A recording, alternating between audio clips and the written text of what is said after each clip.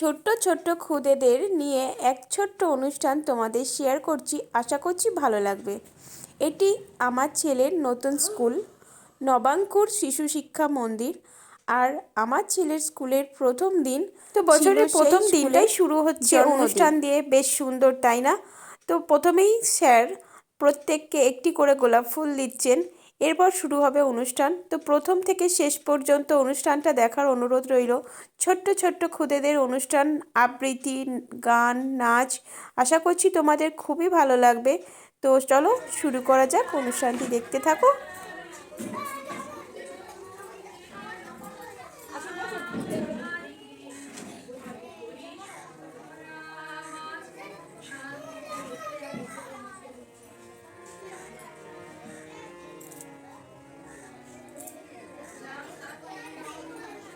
আমরা বাড়িতে এক একটা বাচ্চা নিয়েই কত অতিষ্ঠ হয়ে উঠি, আর এত বাচ্চাদের নিয়ে একসঙ্গে একটা প্রোগ্রাম করা মানে সত্যিই খুবই কষ্টকর।